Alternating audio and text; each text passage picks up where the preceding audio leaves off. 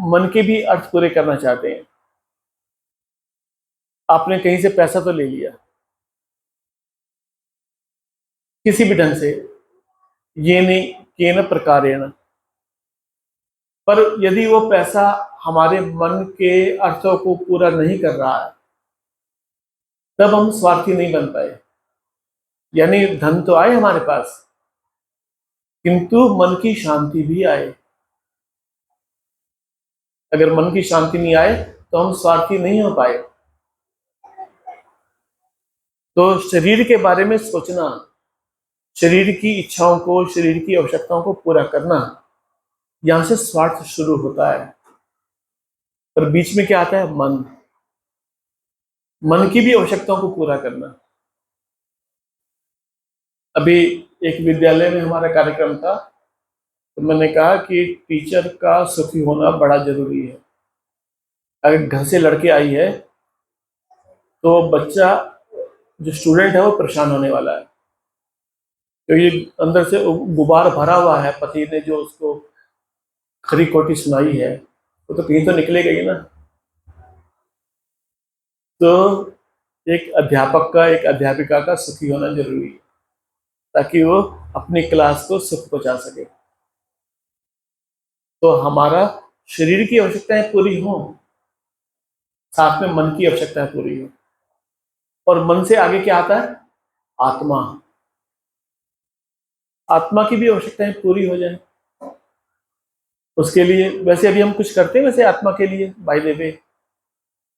आत्मा की आवश्यकता आप भी और मैं भी कई सालों से सोच रहे हैं कि ध्यान शुरू करना है,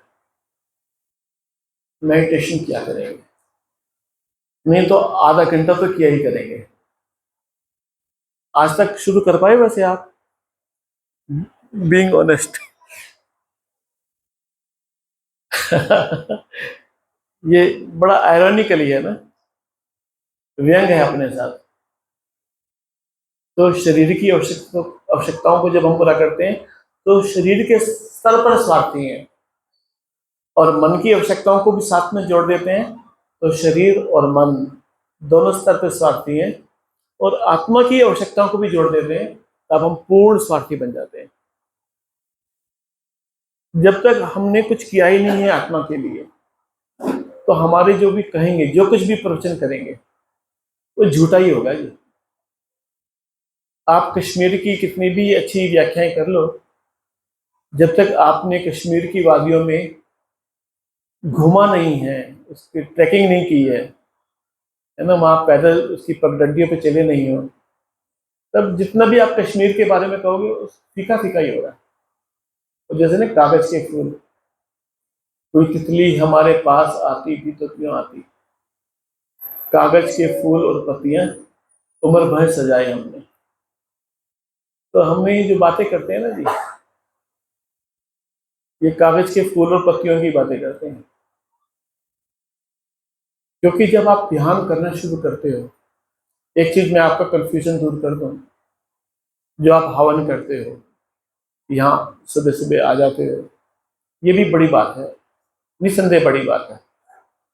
क्योंकि आम दिनों में, यानी सोम से लेकर के शनिवार तक, जितनी माताएं बहनें यहाँ होती हैं, उतनी अन्य आर्य समाजों में संडे को भी नहीं होती हैं। ये विवेक जी और उनकी क्रू टीम का बड़ा प्रताप है, क्योंकि ये आसान बात नहीं होती जब तक वो आपके अहंकार को तृप्त नहीं करेंगे। सबकी प्रशंसा करनी पड़ती है, जो भी आए हैं उनको एहसास दिलाना पड़ता है कि आपकी उपस्थिति हमारे लिए प्रार्थनीय है, आपकी उपस्थिति महत्वपूर्ण है, नहीं तो you are not going to entertain him. ये उनकी महानता है, जो भी यहाँ की कोर कमेटी है, उनकी ये महानता है। ये एक किसी ने हमसे पूछा कि जब मैं अमेरिका जाने वाला था, तो उन्होंने आर्य समाज के संबंध में कुछ प्रश्न उठाए कि आर्य समाज में इतनी जो कमी आ रही है, उसके लिए आपका क्या समाधान है। तो अन्य समाधानों के साथ साथ हमने एक समाधान दिया, एक दूसरे की अहंकार की पूर्ति करना। निरअहंकारी हो जाए, अहंकार मुक्त हो जाए, ये पॉसिबल ही नहीं है जी। पॉसिबल है ये? तो उस बातों को क्यों करना जो पॉसिबल नहीं है? वो तो फिर प्रवचन हो जाएगा ना जी, दूसरे प्रवचन किया। उन बातों को किया जाना चाहिए जो इम्प्लीमेंट की जा सके। ये इम्प्लीमेंटेबल है कि हम एक दूसरे के अहंकार की पूर्ति करें। कि आप आए आर्य समाज में, आप आइए आर्य समाज में, अपने बच्चों को लेके आइए। ये हमारे लिए सौभाग्य की बात है, मेरे लिए सौभाग्य की बात है। ये आर्य समाज के लिए सौभाग्य, इस मंदिर और इस भवन के लिए सौभाग्य की बात नहीं है। जब विवेक जी ऐसा कहते हैं कि ये मेरे लिए अच्छी बात है, मेरे लिए अभिनंदनीय है आप, तब उससे आपकी अहंकार की पूर्ति होती है। जब वो आपका महत्वपूर्ण बनाते हैं, जब आप इम्पोर्टेंट बन जाते हैं, तब ये उनके लिए गौरव की बात है। वैसे एक बड़ा वाक्य है, जिससे भी मिलकर आपको गौरव की अनुभूति हो, समझ लेना वो आपको गौरव की अनुभूति कराने वाला सामान्य व्यक्ति नहीं। जिससे भी लगे आपको कि आप बड़े हुए, आपका कद ऊंचा हुआ, तो आप तो किंग हुए, और उस सामने वाला किंग मेकर है। आप तो चंद्रगुप्त हो गए हो, और सामने वाला चाणक्य है। चाणक्य बड़ा है Chandragupta?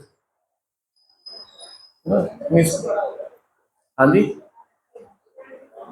Chanakya is king maker. बनाने घड़ा बड़ा या घड़े को बनाने वाला बड़ा? बिल्कुल। तो जिससे भी मिलकर आपको आपका अहंकार तृप्त हो, वो आपसे बड़ा है। तो इस प्रकार से जब आप संडे को आते हैं इतनी बड़ी सदस्यता में, तब प्रधान जी के अहंकार को तृप्त करते हैं।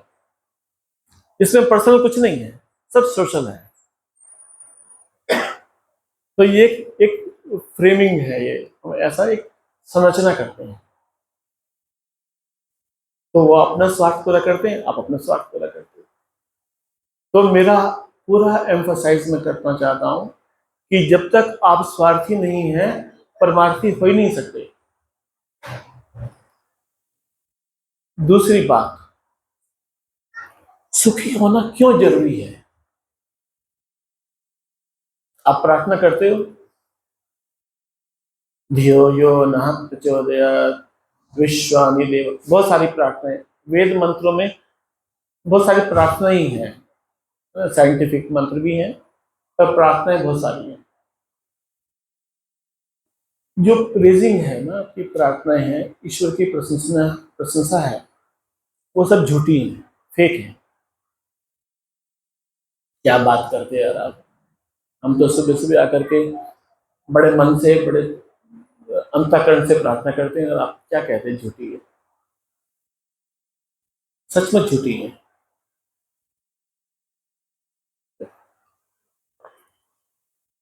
उसके साथ मैं ये कहना चाहता हूँ, क्यों झूठी है वो, कब तक झूठी है, उसके साथ कंडीशन जुड़ी है।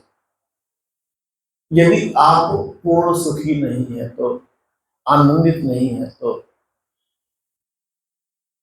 हमारे बगीचे में ना आड़ू आड़ू भी होते हैं, खुबानी होती है।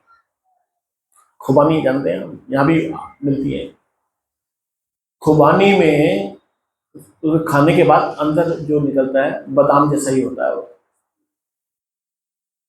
तो वो बादाम मीठा भी होता है और कड़वा भी होता है।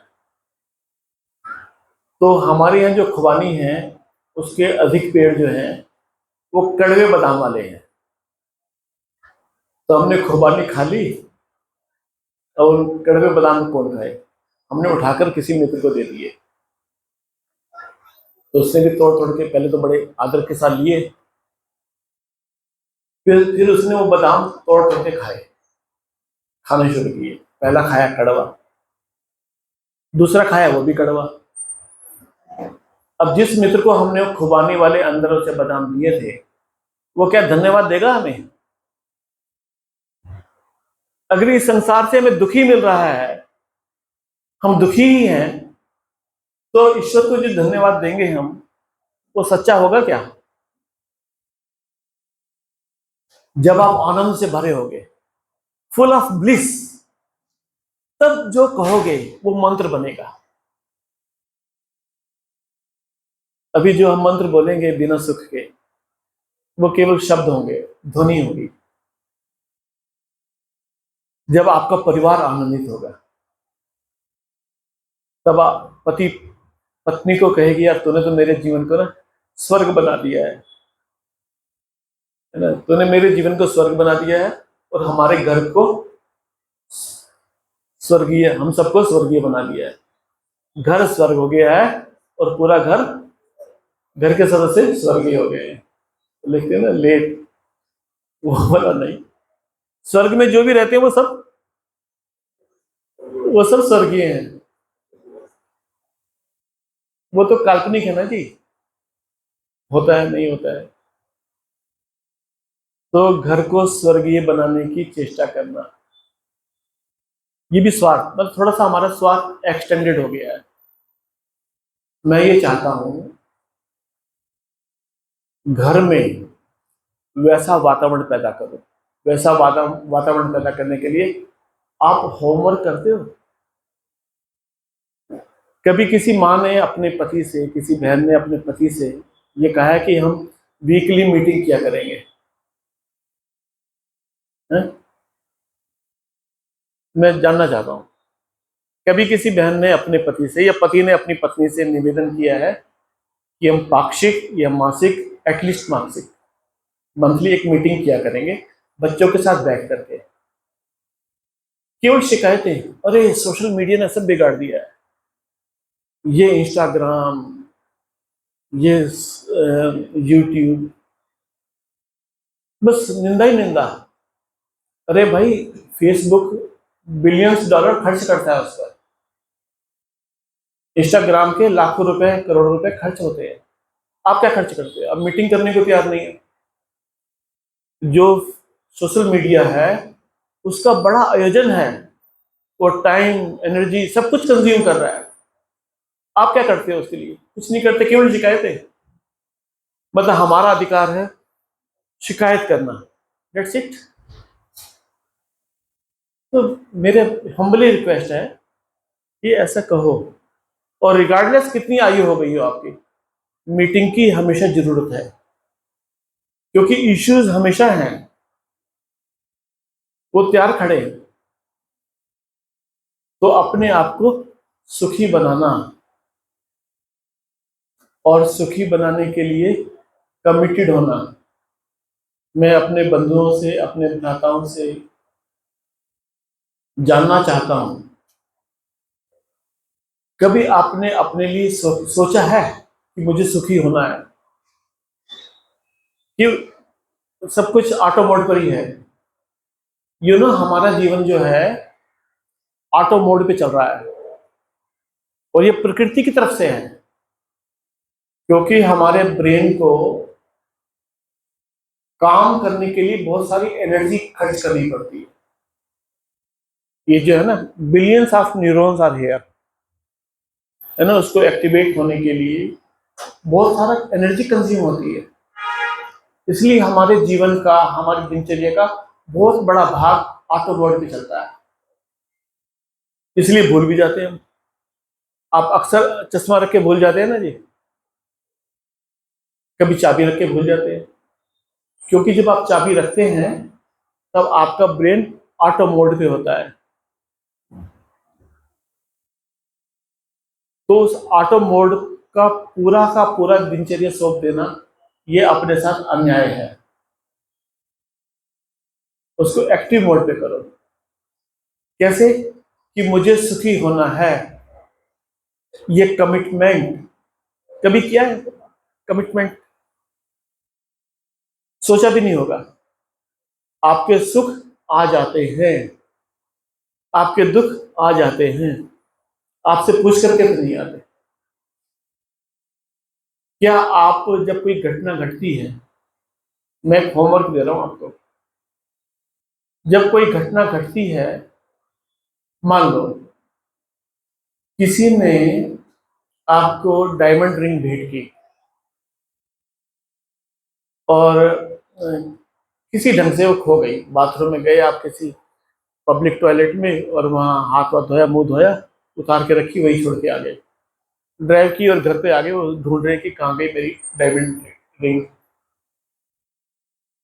तब जो इतनी कीमती डायमंड रिंग थी, उसका खो जाना दुख तो बनता है, स्वाभाविक है, दुख तो बनता है। पर उस दुखी होने में आपकी अनुमति ली गई है क्या? अलाउ योर सेल्फ कि भाई दुख तो बनता है, लेट मी बी अनहैप्पी, कि मैं अगले 2 दिन तक इस शोक सभा, जैसे होते हैं ना, राष्ट्रपति दिवंगत हो जाता है तो झंडे झुके रहेंगे वगैरह वगैरह, तो मेरी डायमंड रिंग गुम हो गई है, next 2 days I will be unhappy. दुखी होना, अपने आप हो जाना और अपने आप को दुखी करना, इसमें जमीन आसमान का अंतर है। और सच बताऊं कि जब अपने आप को आप दुखी होना अलाउ करोगे, तब दुखी होना मुश्किल हो जाएगा। Then you are the master, आप अपने मालिक हैं। अभी तो देखो, मतलब इतना जीवन 50 60 30 40 50 60 70 इतना जीवन जी लिया, कभी आपने इस ढंग से सोचा कि मुझे अपने आप को दुखी करना है? अपने आप दुख नहीं आने देंगे, दुख को अपने आप एंटर नहीं करने देंगे। जो भी कुछ भी मेरे अंदर आएगा, उसको मेरी परमिशन लेनी पड़ेगी। ऐसे ही सुख के लिए भी मुझे सुखी होना है, इसके लिए भी कमिटेड होना। जो मैं मासिक वो कह रहे थे मीटिंग की बात, कि मुझे सुखी होना है, ये अपने पति से बात करो। मेरे परिवार को सुखी होना है, ये अपने पति से बात करो। सुखी होना है, इसलिए हम बिना मतलब के इशू घर में नहीं आने देंगे। ये पूरा संसार, सच कह रहा हूं मैं, ये पूरा संसार इकोनॉमिकली, पॉलिटिकली, सोशली, सब तरह से आपको दुखी करने के लिए तैयार है। वो नेकेड ट्रुथ यही है। पर यदि आप अपने आप को सुखी होने के लिए कमिटेड हैं, तब क्या औकात है इस संसार की? अगर आप कमिटेड नहीं हैं, तो बिना मतलब के इशू ही खड़े होने के लिए तैयार बैठे हो, बिल्कुल तैयार बैठे हैं। आपका माइंड ट्रैप होने के लिए हमेशा तैयार बैठा है। तो जो आपका अवेयरनेस है, आपका कमिटमेंट है, वो एक बैरियर है कि नहीं, दुख आएगा तो क्षण के आएगा, इशू आएंगे तो क्षण के आएंगे, बिना मतलब के इशू खड़े नहीं करने देंगे। छोटे मोटे इशू तो फिर ऐसे ही अलविदा हो जाएंगे। जैसे मैं एक औसत लगाता हूँ कि इतनी बहनें हैं, जब वो दूध गर्म करती हैं, साल में कितनी बार दूध उबल के गिरता होगा, है ना? और दूध गिरता है तो केवल दूध का ही नुकसान नहीं होता, वो आपके जो गैस स्टोव होता है उसके अंदर अंदर तक घुसा जाता है। फिर वो पोछा लगाओ, और फिर भी पोछे के नीचे जो है ना, वो सब हिस्से में लेने रह जाती है। मतलब अकेला काम नहीं लेके आता वो। पर जब दूध गिर जाता है, तब उस कमिटमेंट को दोहराना कि मुझे शांत रहना है। मैं बड़ी बड़ी बातें नहीं कर रहा हूँ। जब वो दूध उबल के फैल गया है, उसकी सारी मलाई निकल गई है, तब मुझे शांत रहना है, मुझे आनंदित रहना है, मुझे सुखी रहना है। और अपनी बेटी को आपने लगा रखा था कि दूध गर्म, मैं जा रही हूँ वहां पर, उसने गिरा दिया है, तब भी शांत रहना है।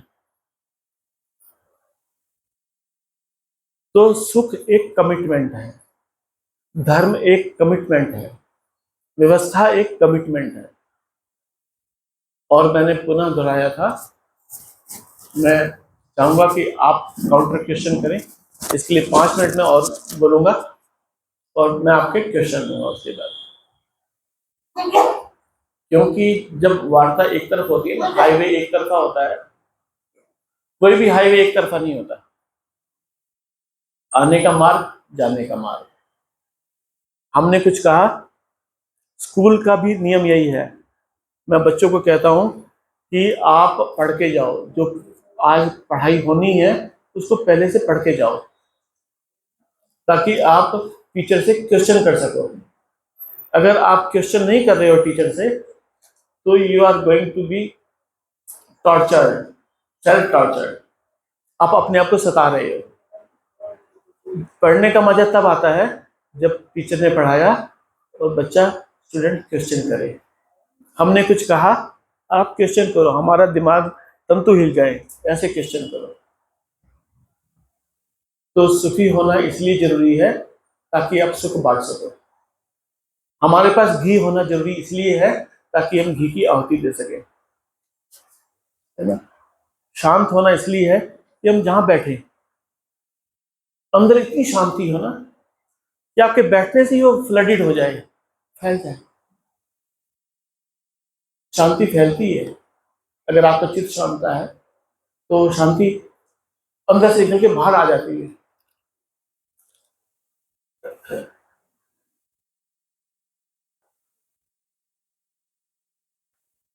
प्रभु का धन्यवाद। प्रभु की कृपा तभी कही जाती है, तभी हमारी प्रार्थनाएं सच्ची होती हैं, जब हम आनंद से भरे होते हैं। हे प्रभु, तूने बड़ा सुख दिया। ऋषि दयानंद का जो अंतिम वाक्य था ना, यू नो, अच्छी लीला की। शरीर में कितने भी कष्ट आए होंगे, जब उनके शरीर पे फफोले हो गए थे, इवन करवट लेना भी बड़ा मुश्किल हो रहा था, किंतु ये अंतिम वाक्य बोलने के लिए अंदर से व्यक्ति कितना शांत रहा होगा, कितना ब्लिसफुल होगा कि प्रभु तूने अच्छी लीला की। ये कहना आसान नहीं है। कितना उसने अंदर से भरा होगा। तो अपने आप को ब्लिसफुल बनाना, अपने परिवार को ब्लिसफुल बनाना, और फिर समाज तो ब्लिसफुल बनेगा ही, है ना। अगर आपकी सामग्री में सामग्री है, हवन सामग्री है, उसमें थोड़ा चंदन भी मिल जाए, चंदन का चूरा मिल जाए, गूगल भी मिल जाए, तो सोने पे सुहागा हो जाता है। आपके बच्चे भी आज्ञाकारी हों। और एक चीज आप बिल्कुल समझ लीजिए, बिना होमवर्क के, बिना कुछ किए कुछ नहीं होता है। दो पेशे हैं, दो व्यवसाय हैं जिनको प्रैक्टिस कहा जाता है। डॉक्टर जो है प्रैक्टिस करता है, हमेशा ही वो प्रैक्टिस कर रहा है। ऐसे ही वकील जो है वो हमेशा प्रैक्टिस में है।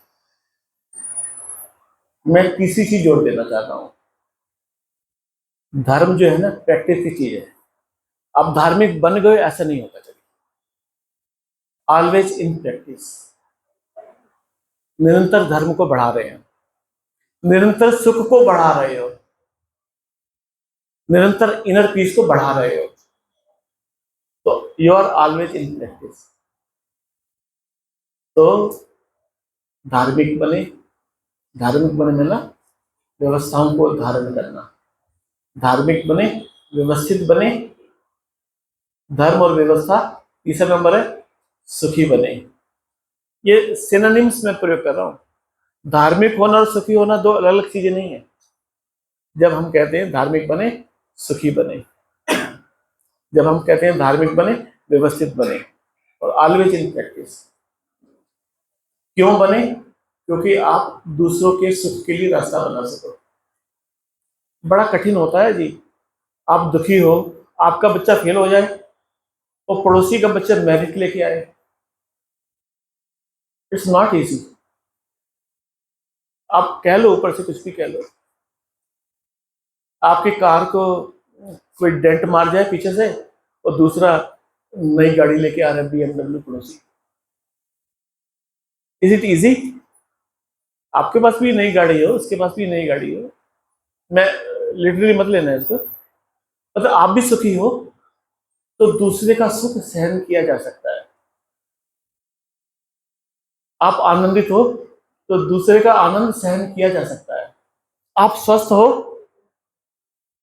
आप रोज हॉस्पिटल के चक्कर लगा रहे हो, और दूसरा तो बादाम रगड़ रगड़ खा रहा है, ये तो कुछ ज्यादा ही हो जाएगा। तो परमात्मा का धन्यवाद भी नहीं दे पाओगे, आप अपना भी धन्यवाद नहीं दे पाओगे। ये अस्तित्व देना परमात्मा का, आपका इस संसार में आना, इस संसार में जन्म लेना, मजा आ जाए, जीने का मजा आ जाए। क्या सचमुच आपका कुछ ऐसा आयोजन है, आज का आयोजन है कि आज के जीवन को आप मजा, वैसे तो सुबह मजे ले लिए आपने, हवन के मजे, तो पूरा जीवन ही, पूरा दिन ही मजेदार हो, ऐसा कुछ करो ताकि आप दूसरों के मजे का साधन बन सको। तो स्वार्थ परमार्थ, स्व उपकार परोपकार, यही गति चलती है। तो अपने हाथों को चंदन से भरना, इस मुट्ठी को चंदन से भरना, ये क्या हुआ, स्वार्थ, और स्वाहा के साथ उस चंदन को हवन कुंड में उड़ेल देना, ये हो गया परमार्थ। तो मैं चाहता हूं कि 5-10 मिनट हैं, आप कुछ क्वेश्चन करें मुझसे, तो I am try to reply you, किसी भी प्रकार का, वैलिड हो, अनवैलिड हो, नॉन, कैसा भी हो।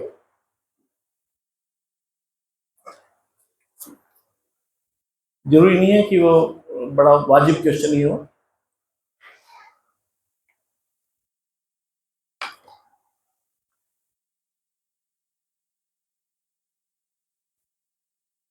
वैसे भगवत गीता एक अच्छी पुस्तक है, राइट, बहुत अच्छी पुस्तक है, पर कभी हमने हाथ में उठा के देखी? माता जी आप तो रहने दो, आप तो मुझे पता लगा जब आपने वो जैसे क्षमा बोला था ना जी, तभी मुझे पता लग गया था। इस, ये जो हमारा एरोप्लेन है ना, इसके पायलट विवेक जी है, तो वो जब पायलट होंगे तो अपनी प्रेरणा सब जगह बिखेरते रहते हैं। वैसे आज मैं आया, रिक्शे पर आया मैं ना, तो मुझे ऐसा विचार था वैसे कि रिक्शे वाले के पास वो नहीं होंगे, गूगल पे वगैरह कुछ नहीं होगा, तो 30 रुपए थे उसके, 30 रुपए देने थे हमें। तो इस दुकान, ये जो दुकान है, ये डेयरी वाली दुकान है, यहाँ गए, उसने साफ मना कर दिया। फिर इनसे मैंने कहा, ये जो अपनी डेयरी है यहाँ पर, कि 30 रुपए उधार दे दो, 10-10 के 3 सिक्के चाहिए। वो हैरान हो गया कि कैसे मांगने आगे सुबह सुबह, तो उसने मना कर दिया। फिर खुराना साहब बाहर आए वहाँ, तो इनसे निवेदन किया, तो इन्होंने, खैर, पर मैंने भी अच्छा इनको पहचान लिया। मैंने कहा खुराना साहब हैं आप? तो नहीं, आप मुझे कैसे जानते हो? मैंने कहा मैंने यहाँ का बहुत सारा अंजल ग्रहण किया है, तो आपको कैसे बोल सकते हैं? तो you must have some questions.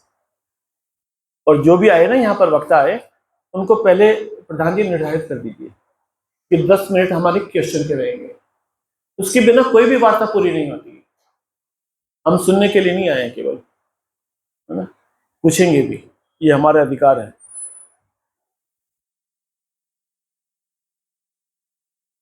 No question, कोई रेज करो, दूसरे किसी के मन में कोई भी क्वेरी है आज के रिगार्डिंग, या वैसे भी हो, हाँ वैसा भी हो, इसलिए मैंने कहा वाजिब हो, वैलिड हो, नॉन वैलिड हो, वट एवर इज। सर की सुख जानते हैं, मान लो जैसे, तो उसके लिए कई बार एक ही साइड को ही ज्यादा सपोर्ट करना होता है, दूसरा साइड ना करे तो एक ही रखता रहे। मैम कोई उदाहरण, एग्जांपल दीजिए मुझे साथ में, जैसे जनरल लाइफ में देखते हैं, तो अगर मान लो जेंट्स या लेडीज घर को शांत रखना चाहते हैं, तो एक ही तरफ अगर कर रहे हैं, दूसरा तरफ नहीं कर रहा, तो एक ही रिश्ता रहना चाहिए। वेरी वेरी नाइस, बहुत सुंदर। तो उसके लिए क्या करना? बहन जी, इसलिए मैंने अनिवार्य रूप से कहा मीटिंग। अगर ज्यादा एक्टिव हो आप, ज्यादा समझदार हो, तो साप्ताहिक मीटिंग रखो, और थोड़ा सा उपेक्षा करना चाहते हो तो पाक्षिक रख लो। महीने में एक मीटिंग तो होनी चाहिए, जिसलिए हम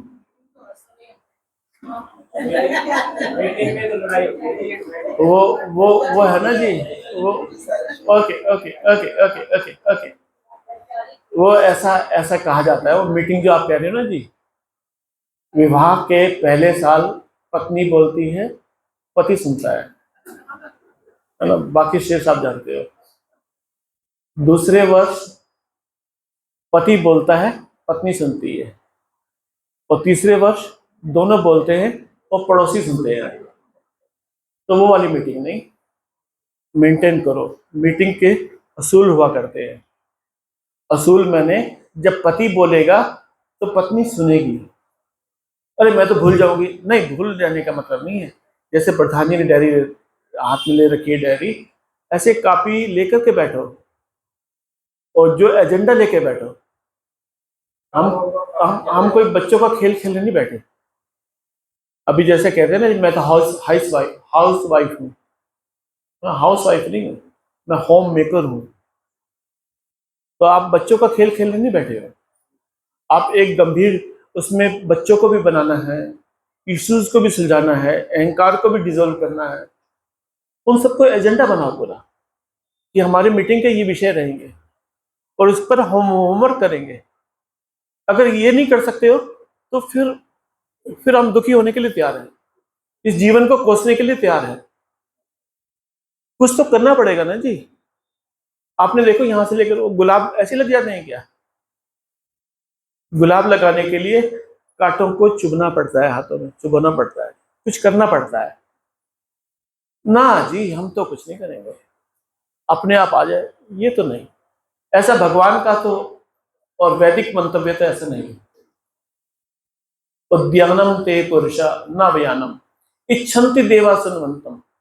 मंत्र बोलिए, इच्छन्ति देवाः सुनवंतम न स्वपनाय स्पृहयन्ति यन्ति प्रमादम अतंद्राः।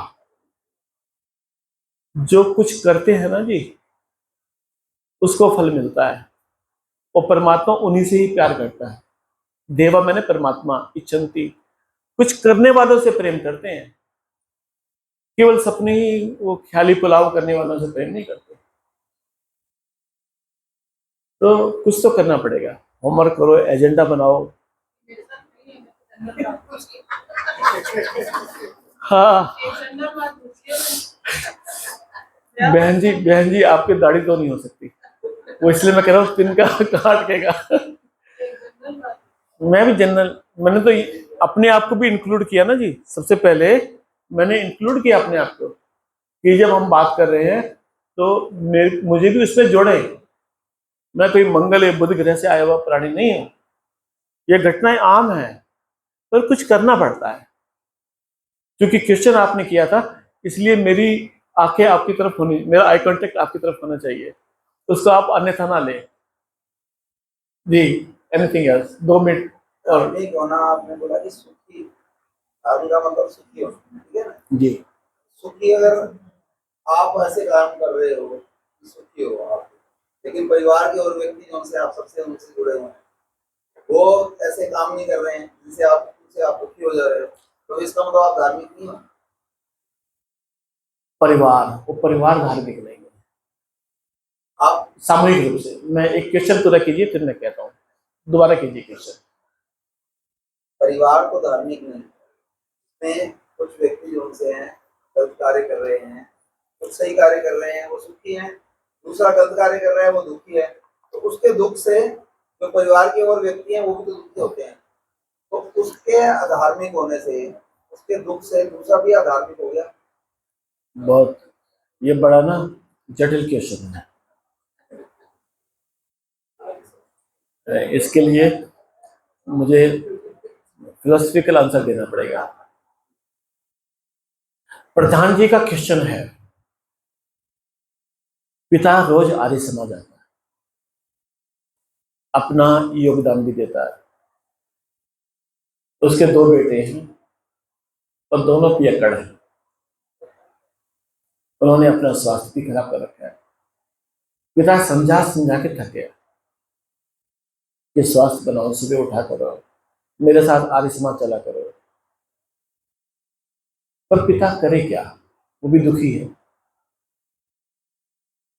तो जब पिता दुखी है और बच्चे तो दुखी हैं, क्योंकि वो हुई शाम उनका ख्याल आ गया, है ना, उनका मैंने वो ठेके वाले का ख्याल आ गया। तो वो बच्चों के कारण से पिता दुखी है। तो जब पिता और बच्चे दोनों दुखी हैं और पूरा परिवार दुखी है, तो पूरा परिवार आधार्मिक हो गया। प्रधान जी, मेरा निवेदन ये है, जब सुखी होना है तो केवल फिजिकल प्रैक्टिस ही काफी नहीं है, स्पिरिचुअल प्रैक्टिस भी करनी पड़ेगी आपको। इसलिए मैंने 3 आयाम बताए थे, फिजिकली, इमोशनली और स्पिरिचुअली। तब आपका धर्म पूरा होता है।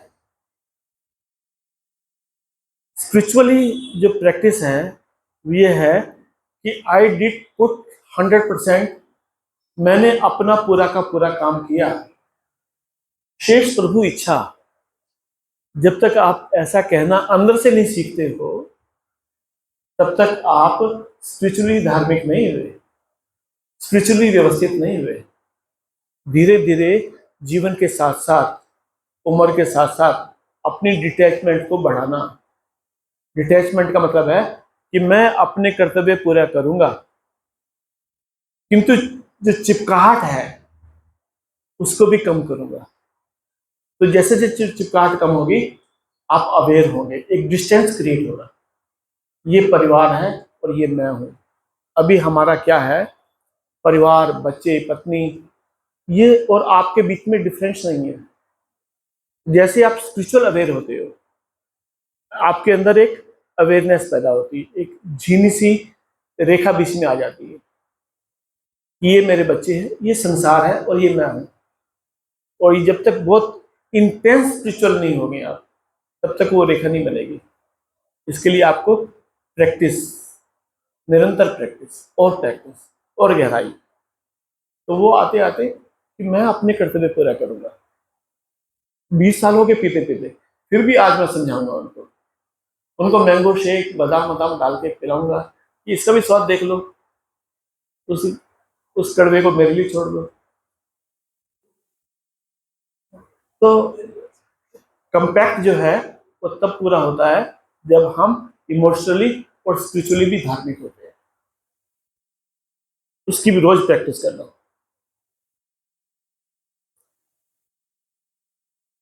एम आई राइट? थोड़ा बहुत, पूरा तो कोई भी नहीं होता है। बहुत धन्यवाद। एक तो यार आप सब लोग ना इतने शांत और तन्मय होकर सुनते हो, मन प्रसन्न हो जाता है। I feel, I am impressed. और इसके लिए प्रधान जी पुनः प्रशंसा की जाए आपकी? नहीं ना, बिल्कुल नहीं। ये भी प्रशंसा करने का ढंग होता है ना। ठीक है जी, आप ऐसे आया करें। और देखो ऐसा है, बच्चों को ना जबरदस्ती लेके आना पड़ता है, अपने आप नहीं आएंगे। छोटे छोटे बच्चों को लेके आए, और ये जो हॉल है ना, यहाँ पर या कहीं पर भी एक रूम बना दें उनके खेलने के लिए, उनके लिए कुछ मनोरंजन के लिए। और जो भी यहाँ वक्त आए उनको कहो कि सजीव, हमें वो चीज़ें चाहिए जो जीवन में हम कर करा सकें, है ना। उनको अपने, मुझसे तो टॉपिक पूछा गया था, पर पूछो नहीं, अपना विचार करो कि, और 1 महीना पहले बताओ उनको कि ये टॉपिक पर हम सुनना चाहते हैं। नई नई चीज़ें खोज के लाओ ना। और उनको ये भी बता दो कि हम पूछेंगे जी, हमारे समाज का रिवाज है ये। और कुछ एनीथिंग एल्स?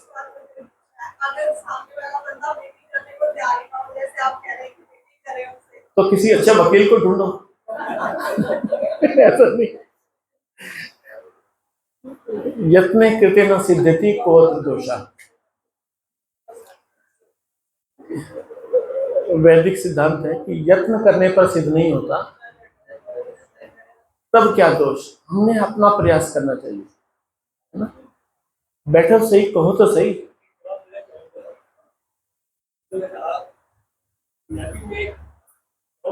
दसो जी। तू सारी दी सारी नहीं, तू सारी दी सारी नहीं। माइक ले लो भी माइक। वही उधर उधर से बोलिए। तू सारी दी सारी नहीं, तू सारी दी सारी नहीं, मैनू लगे प्यारी नहीं। भाई ये नाक पर टेढ़ा होता तो ज्यादा अच्छा होता। गाना थोड़ा इधर ठीक हो तो ज्यादा अच्छा लगता है। It's not possible. जब हमने शादी की है, एक दूसरे कमियों को स्वीकार कीजिए। कितना इंप्रूव कर सकते हैं कि डेस्टिनी है उनमें, हमारा लोग कहीं नहीं। किसी में अच्छी बन गई कि भाई है, मेरे भाई है, परिवार है, तो पंगा लेते हैं। आप क्या कर लोगे आप? ये वर्ड जो बेसिकली वर्ड से as it is I said to you, इस हाल में जैसे है वो एक नेचर है।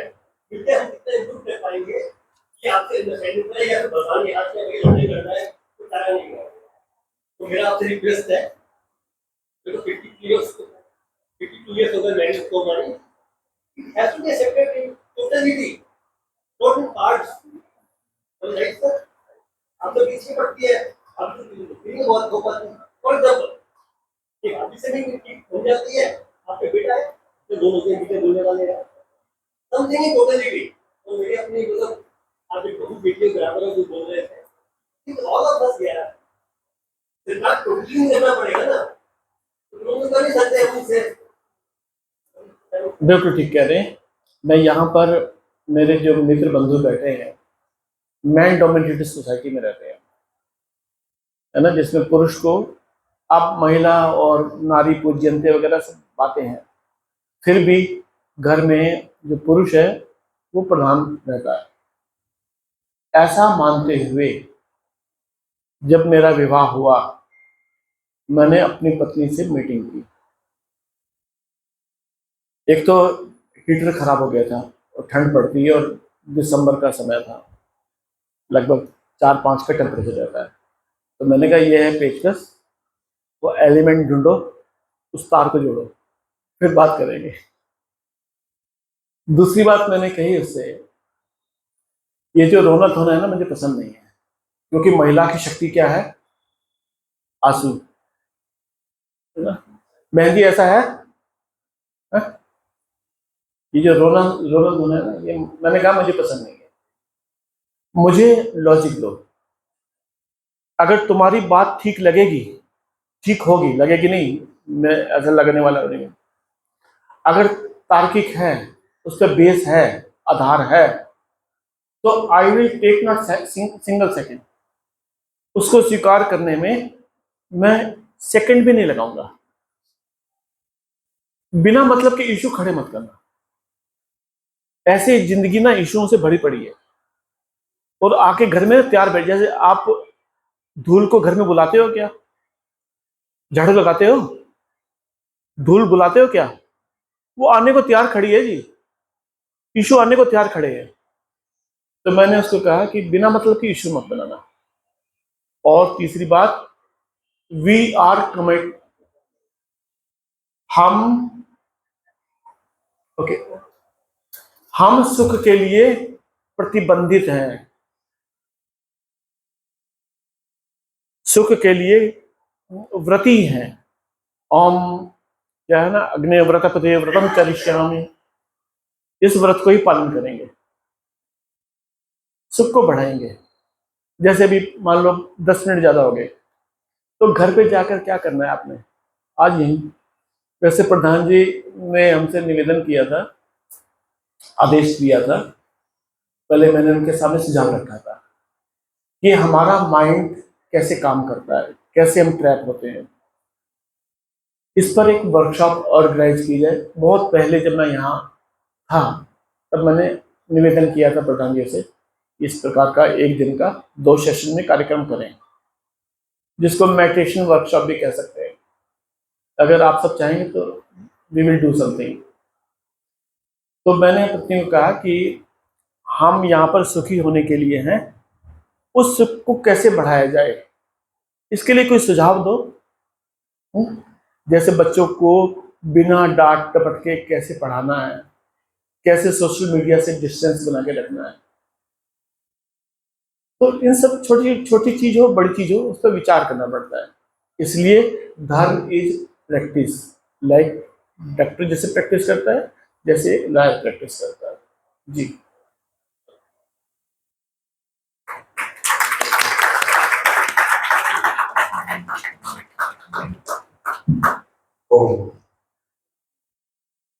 बहुत ही सरल शब्दों में आचार्य जी ने हम सबके समक्ष धर्म की परिभाषा बताई और धार्मिक किसे बोलते हैं, सुखी होना।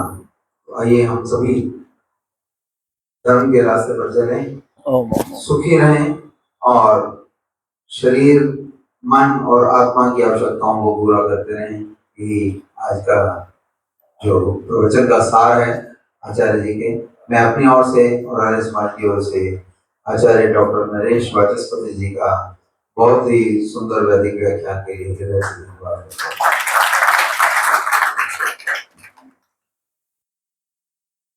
आज प्रातःकालीन सत्र में ब्रह्मयज्ञ और देवयज्ञ पंडित गंगाभूषण शास्त्री के प्रवचनों में संपन्न हुआ। आज श्रीमती शोभा अरोड़ा जी, श्रीमती वंदना शर्मा जी और उनके सुपुत्र गौरव जी और श्री अनिल खन्ना जी सभी यजमान बने। इस अवसर पर श्रीमती शोभा अरोड़ा जी ने 250 रुपए समाज को दान दिए, श्रीमती वंदना शर्मा जी ने 501 रुपए समाज को दान में दिए और श्री अनिल खन्ना जी जिनका आज जन्म दिवस है उन्होंने 500 रुपए समाज को दान दिए। मैं अपने ओर से और आर्य समाज की ओर से सभी दानदाताओं का हृदय से धन्यवाद करता हूँ। अन्य दानों में श्रीमती सविता